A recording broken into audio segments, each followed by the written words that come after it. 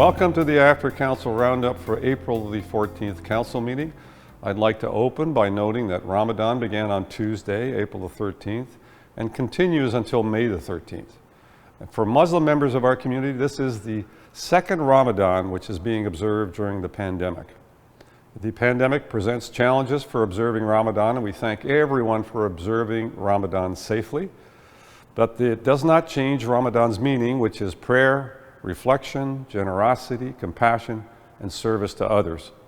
Many Muslim members of our community are on the front line of Hamilton's pandemic response as nurses, doctors, and essential workers.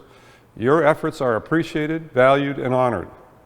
Thank you for everything you do, and to everyone, Ramadan Mubarak.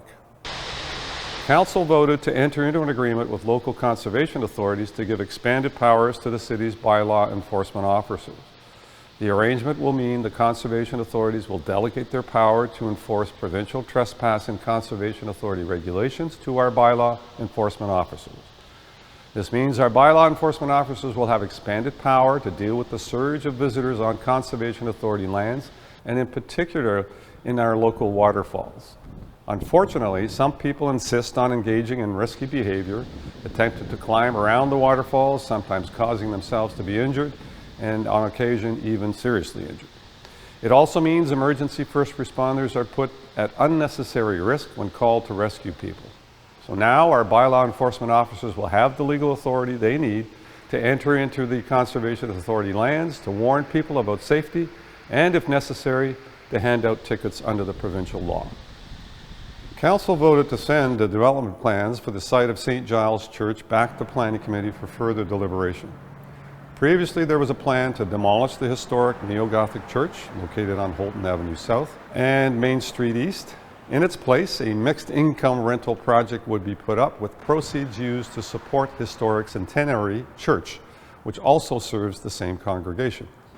But responding to a public outcry to save the church, Planning Committee voted to recommend designating the church as a heritage site, which would stop the demolition. Council has voted to send the issue back to Planning Committee to give the developer time to rework their plan. And at the same time, the motion to give the site heritage designation has been pulled. Lastly, I'd like to close by noting the passing of Neil Everson, the former director of our Economic Development Department, and an individual who was very much loved and respected in our community. Neil passed away too soon at the age of 63 after a struggle with dementia and Alzheimer's.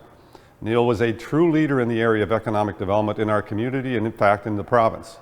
And if you look at many of the positive things that are happening right now at the airport employment lands or in our business parks, at the waterfront, and many of those things that were started as a result of the leadership in our economic development department led by Neil Everson. My condolences to his family. His passing is a great loss to our city, but his legacy lives on in the form of thousands of jobs which sustains thousands throughout our community. Thank you, Neil. That's it for this edition of the After Council Roundup. Thanks for watching. I'll see you next time.